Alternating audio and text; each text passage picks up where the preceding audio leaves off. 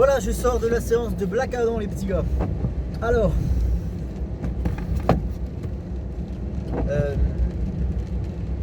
en fait, c'est compliqué parce que tout ce que j'ai à vous dire concernant mon appréciation du film a déjà été dit avant que le film ne sorte, en fait. Parce que tout ce que j'avais imaginé, tout ce qui laissait entrevoir les trailers, c'est réalisé. Mais très clairement, vraiment. C'est-à-dire que le film est symptomatique de tout ce qui ne va pas dans les films d'ici, et j'irais même jusqu'à dire dans les films de super-héros au sens large.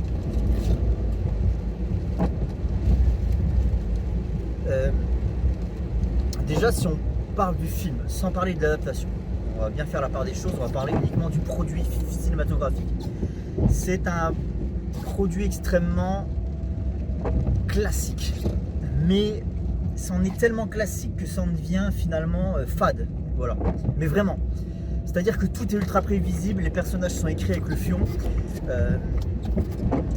les personnages qui gravitent autour de la star, hein, Dwayne Johnson, les gentils entre guillemets, les civils qui sont à la recherche de la couronne et qui à la fin du coup, enfin la mère qui à la fin essaye de sauver son gamin, parce que c'est ça finalement après le deuxième enjeu du film, pas l'enjeu final, mais en tout cas c'est l'enjeu de milieu de film, c'est sauver le gamin, son gamin. Et en fait c'est des personnages mais ultra stéréotypés que moi personnellement j'ai pas envie de voir, en fait ça me fait chier de voir ça en fait.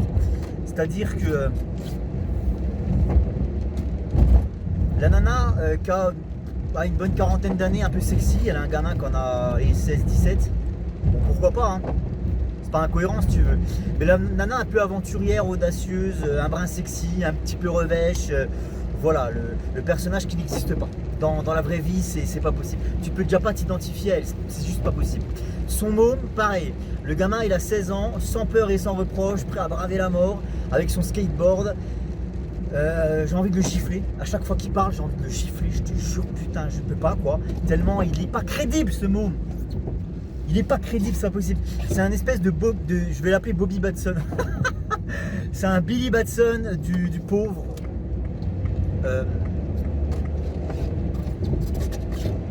Voilà, c'est-à-dire que c'est la même caractérisation que Billy Batson. Alors je sais pas si c'est un clin d'œil ou pas, mais de toute manière j'ai envie de te dire que si jamais c'était un clin d'œil, ce serait un clin d'œil à tout le cinéma hollywoodien. Parce que tu as toujours dans les films hollywoodiens ce stéréotype du môme, sans peur et sans reproche, qui a moins peur que ses parents finalement de ce qui est en train d'arriver, tu vois.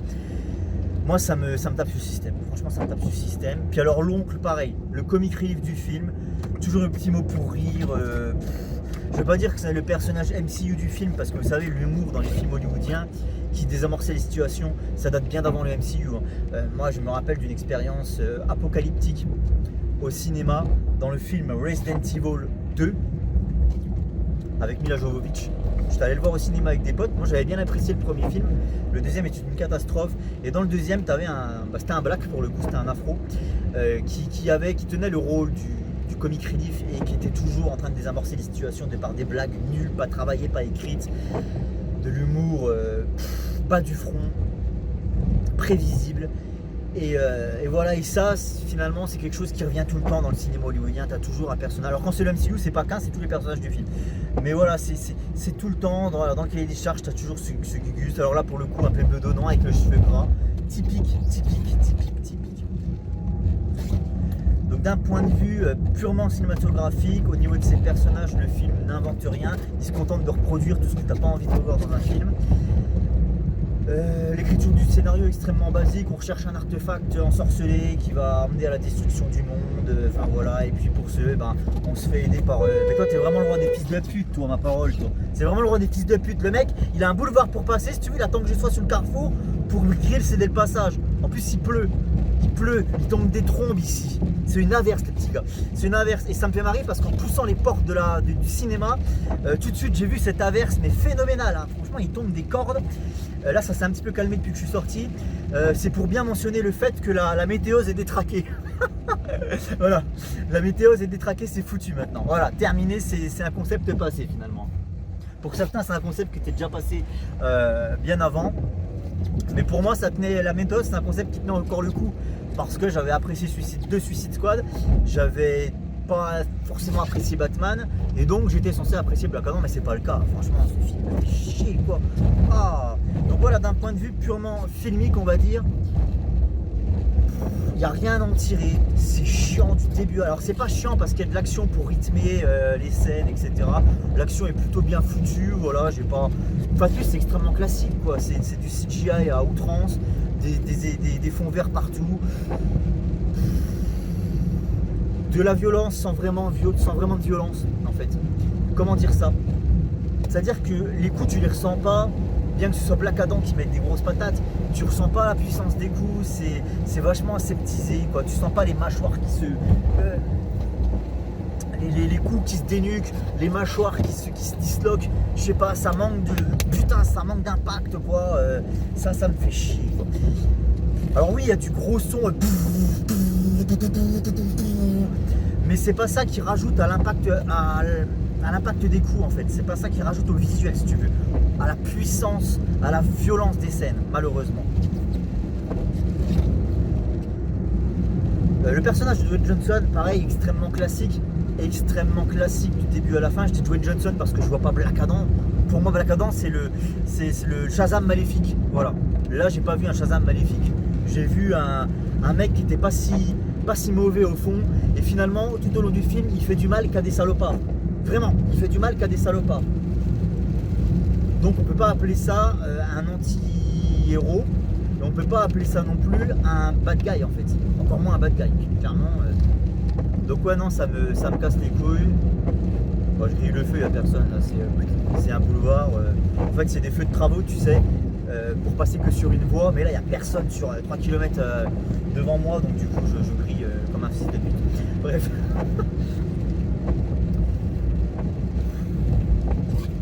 Je sais pas si cette vidéo ira sur la chaîne, c'est pour ça que je vais faire des petits trucs. Parce qu'en général, je fais souvent ça, me filmer dans la bagnole, ça me permet de répéter mes vidéos, en fait. C'est un exercice que je fais quand je vais au boulot à 5h du mat dans la bagnole. Je répète mes vidéos que je vais tourner dans l'après-midi. Et voilà, ça me permet de pas trop chercher mes mots le moment où je vais faire la vidéo. Et si finalement j'arrive à faire un truc one shot, probablement qu'elle finira sur la chaîne. Ça fera office de la critique de Black Adam. Qu'est-ce que je peux dire sur le film? Il y a tellement de trucs à dire. Puis là je sors de la salle, donc c'est tout chaud, hein, vraiment, on peut pas faire plus chaud. Donc l'écriture du personnage, ouais, pour moi le personnage n'est pas compris, mais ça on va en parler dans la partie adaptation. Mais pour ce qui est de la partie cinématographique, c'est un héros, tout ce qu'il y a de plus basique en 2022, j'ai envie de te dire. C'est-à-dire qu'un héros en 2022, ça fait des décennies que c'est le cas, ne doit plus être tout propre sur lui, en fait. En fait, tu vois, ce film, il est ringard. Ce film, il est ringard. Parce qu'en fait, le message du film, c'est, tu vois, en fait, il n'y a pas besoin d'être super gentil pour être un bon héros. Mais en fait, on le sait, ça, le fils de pute, ça fait 20 ans qu'on le sait. Parce que ça fait même plus que ça, en fait. Voilà, Superman, c'est un personnage qui ne plaît plus pour cette raison depuis les débuts des années 2000, j'ai envie de te dire. Depuis le début des années 2000, on a eu cette vibe de Daredevil, chez les X-Men aussi. Il y a eu cette vibe de héros qui n'étaient pas forcément tout propres sur eux, ok? Wolverine. Je parle au cinéma, je parle pas des comics, je parle au cinéma. Je parle de ce qui a vocation à être destiné au grand public, hein. Donc en fait le grand public il le sait très bien que maintenant de toute manière les héros sont forcément empreints d'un peu de noirceur, et le film essaye de t'expliquer ça avec un ton un peu révolutionnaire, tu sais. Moi je me prends pas pour de la merde, voilà. C'est genre le message mot pour mot de la fin du film qui est tenu par la mère du gamin, qui dit à Hawkman: c'est grâce à des gens comme lui, aussi noirs qu'ils puissent être au fond d'eux, que les choses avancent, parce qu'en très gros c'est sa noirceur qui lui fait faire des choses que vous les héros vous n'osez pas faire. Bravo, bravo, belle mentalité, c'est beau pour les gosses, un beau discours pour les enfants, voilà. Soyez des salopards, finalement vous irez plus loin dans la vie. Putain mais tiens, tu le vois celui-là, tu le sens. Ah, ça m'énerve, bordel. Ça m'énerve d'autant plus que c'est bon, on a compris, bordel. Ça fait combien de films qu'on nous targue avec le fait que finalement Superman c'est de la merde parce qu'il est trop gentil, trop propre sur lui, c'est un boy scout, et les boy scouts ça nous fait chier. C'est bon, vous me saoulez. Là ce qui serait original et révolutionnaire en 2022, c'est de faire un film avec un vrai héros, du début à la fin, quelqu'un qui a un cœur pur. Ça serait révolutionnaire, bordel. Et pas tourner en dérision comme c'est le cas, parce que je vous vois arriver là. Pas tourner en dérision comme c'est le cas avec Shazam. Parce que Shazam c'est un héros au cœur pur, sauf qu'il est tourné en dérision et on se fout de sa gueule. Pendant tout le long de son film, on se fout de sa gueule. Ah, ça me fatigue, bordel. Putain.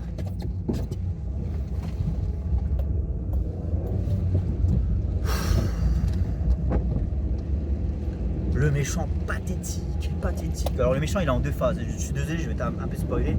D'ailleurs je mettrai une balise. Hein. Le méchant il est en deux phases. Donc la première phase c'est le truand tout, voilà, qui est à la recherche de l'artefact ultime qui va lui permettre de conquérir le Kahndaq et pour ainsi dire conquérir le monde. Voilà, le méchant c'est ça, c'est un connard avec des cheveux en arrière et avec un flingue si tu veux. Voilà, et puis dans sa deuxième phase il se transforme en boss Dark Souls. Un gros Belzébuth là avec des cornes ultra une fois de plus stéréotypées dans le physique, enfin dans la représentation.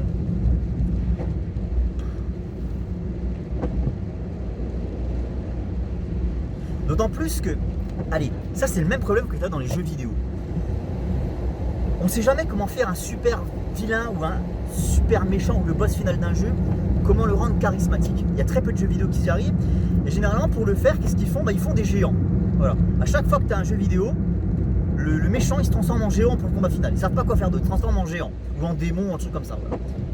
Une fois de plus, ça va pas chercher midi à 14h, je veux dire, tout le putain de DC AMU le faisait ça aussi. Hein.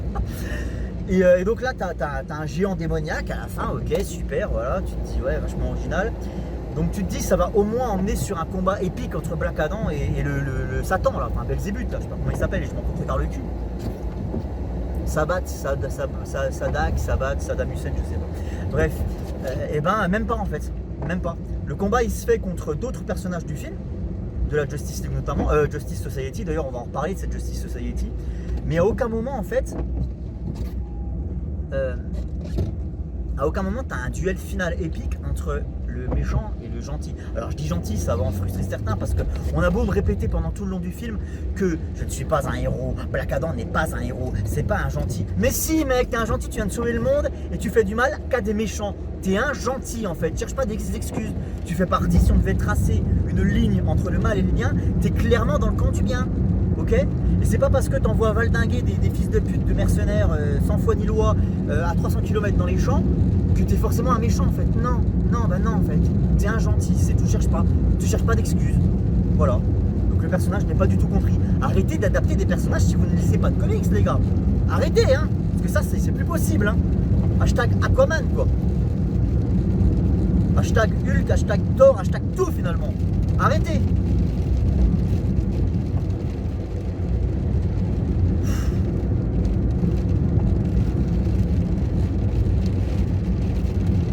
€50. Après ça c'est de ma faute, je le savais. Je le savais, les gens m'avaient suffisamment prévenu, mais je suis une tête de con. Voilà, je suis une tête de con, j'ai toujours été une tête de con. Et du coup, et ben moi qu'est-ce que je fais? Psychologie inversée. Tu me dis non, je fais oui en fait, je le fais quand même. Voilà, c'est comme ça.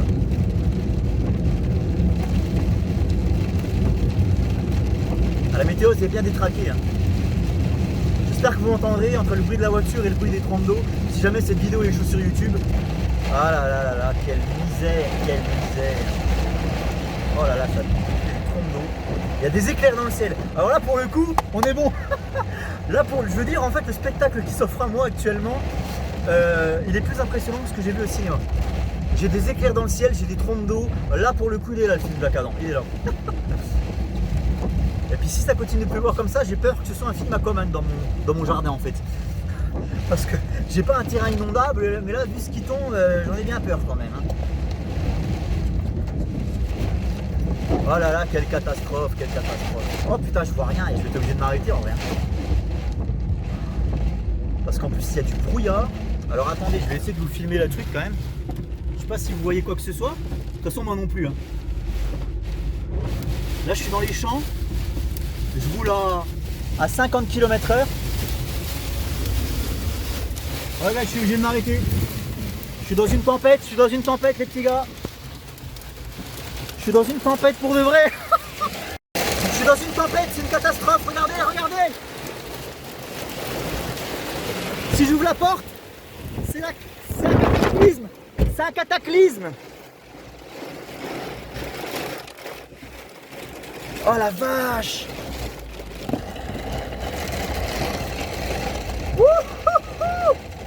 Alors j'avance tout doucement, je suis à 20 km/h. Waouh. C'est impressionnant, j'ai jamais vu ça de ma vie. J'ai jamais vu ça de ma vie, sans déconner. Hein.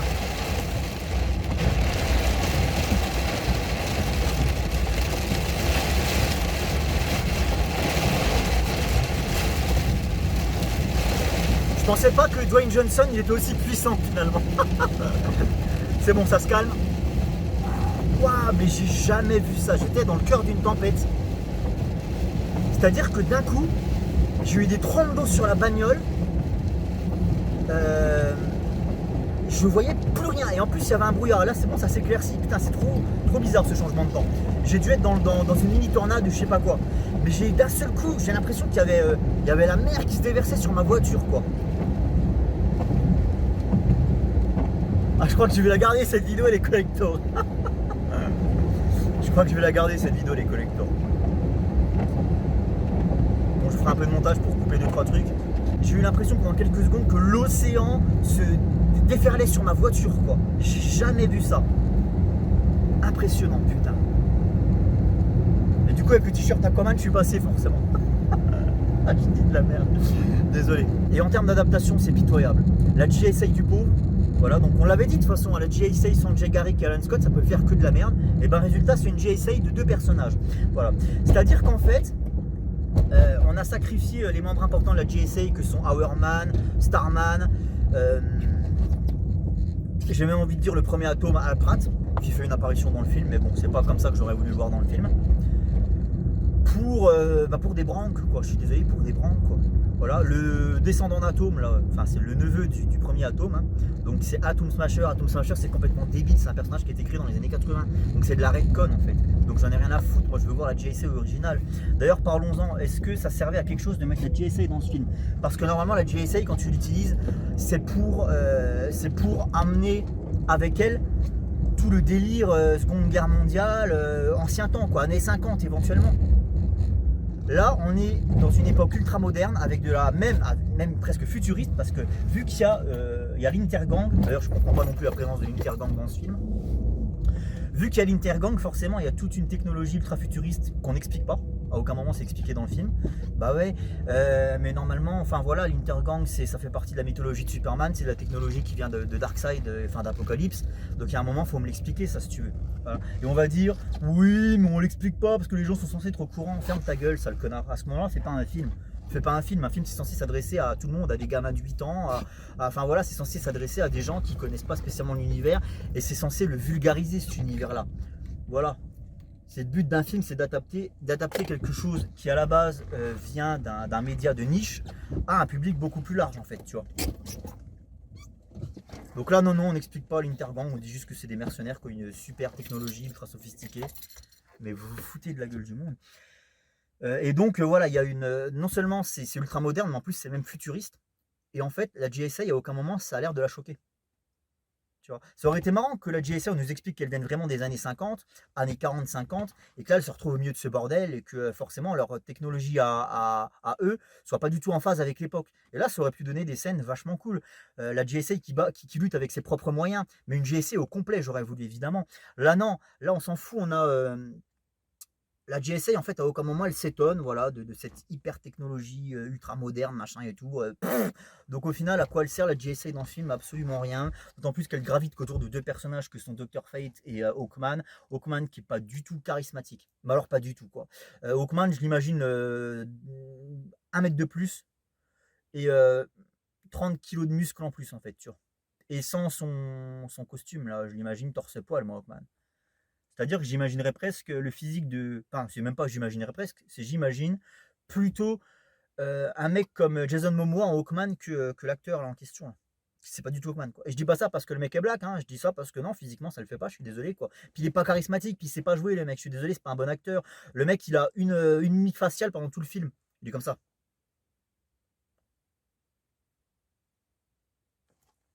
Si jamais c'est pas terminé, dis-moi quel est le plan. Tu as toujours le regard un peu noir, le côté un peu vénère, tu sais pas pourquoi. Euh, Je me serais éclaté, moi, d'avoir un mec un peu à la Jason Momoa, un peu barbare avec son masque là, ouais, un peu bourrin, un peu barbare, quoi, qui cogne avant de poser des questions, tu vois. Il me fait chier cet Hawkman, il me fait chier, quoi. Cette GSA, il me fait chier. Alors la nana, elle est jolie par contre, hein, j'aime bien la petite blague là, ouais, franchement, elle est charmante, mais c'est tout, quoi. C'est tout, son personnage, il est inutile, anecdotique. Mais de fou, quoi. Elle fait deux trois trucs, ventilateur extrême, là, voilà, dans son costume vert et violet est ridicule. Enfin, je crois que c'est vert et violet, de toute façon, je m'en fous. Parce qu'elle a un costume dégueulasse qui donne même pas. Normalement, un costume de super-héros, ça attire l'œil et tu dois le contempler, tu vois. Moi, par contre, j'ai bien contemplé le costume de Black Adam parce qu'il est classe, son costume. Ça, c'est un bon point du film. Le costume de Black Adam, il est super stylé. L'effet de l'éclair, il est beaucoup mieux que dans Shazam, le film ridicule. Enfin voilà, il y a des trucs qui sont quand même cool, mais c'est mineur, hein. C'est mineur, hein. Et ouais, le personnage là, les deux personnages qui sont en retrait de cette GSA et qui sont finalement des.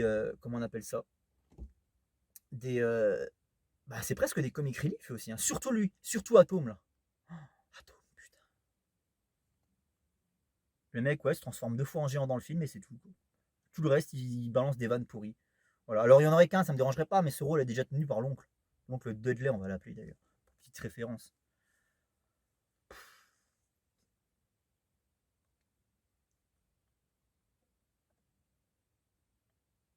Oh la vache. Alors, la scène finale, est-ce qu'on en parle? Enfin, la scène post-générique, hein, parce que la scène finale, on en a parlé, elle est claquée. C'est c'est un combat contre un grand méchant, mais il n'y a pas vraiment de combat finalement. Dans la réal, il y a des trucs un peu originaux, tu vois, quand Dr. Fate il affronte le Saddam Hussein, là, le Sabak, je sais pas quoi, là. Il y a des trucs un peu originaux, le fait qu'on joue avec les reflets de son casque, ça peut être cool, mais bon, honnêtement, moi je voulais un gros duel qui tâche entre Black Adam et Saddam Hussein, mais finalement on l'a pas, ce putain de duel. Ça c'est plié en 10 secondes. Donc voilà, ça c'est pour la scène finale. Et puis en fait, si tu veux, pour la scène post-générique, euh, ouais, c'est le retour d'Henri Cavill, ouais. On va où avec cet univers là? Et en fait, Superman, il a rien fait pendant tout le film.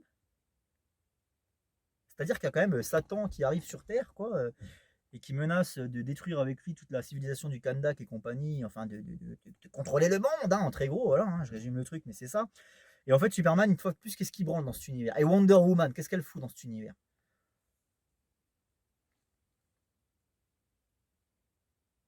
On est quand même sur un démon qui vient d'une période, on va dire, antique, quoi. Et en fait, Diana, elle n'intervient pas. Alors, je sais bien que c'est pas sa mythologie, mais quand même, quoi. Je veux dire, la meuf, elle se contente pas à sa mythologie. T'imagines Diana qui dit, ouais, mais ça, c'est un démon, en fait, si tu veux, ça, c'est un démon de la mythologie araméenne. En fait, ça me concerne pas. Moi, je suis de la mythologie grecque, donc ça me concerne pas, donc démerdez-vous. Donc, on se place sous dans la timeline, là, avant la création de la Justice League, après, comment ça fonctionne. Et Superman qui coopère avec Amanda Waller. Ah, donc Superman est devenu le petit chien d'Amanda Waller. Parce qu'en fait, à la fin, Amanda Waller, elle t'explique quand même que si jamais il fout le bordel Black Adam et qu'il sort du Kandak, eh ben, elle enverra Superman pour lui botter le cul. Superman, il attend les ordres d'Amanda Waller pour agir contre Black Adam, en fait.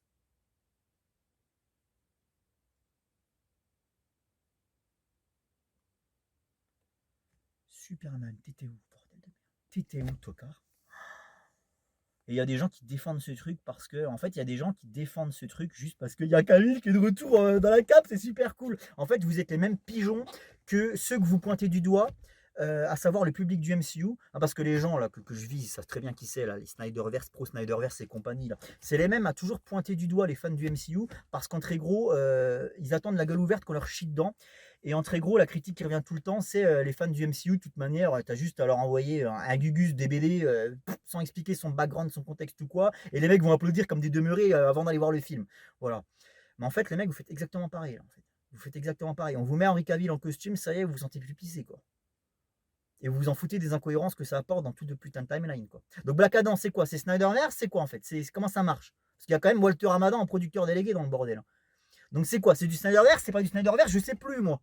Je sais plus ce que c'est. Et Shazam, qu'est-ce qu'il fait d'ailleurs dans ce film? Shazam, il fait quoi là? Parce que là, on est quand même dans le même univers que Shazam. Il y a le même magicien, hein. Il y a le même magicien, si tu veux. Donc, il fait quoi Shazam dans ce film?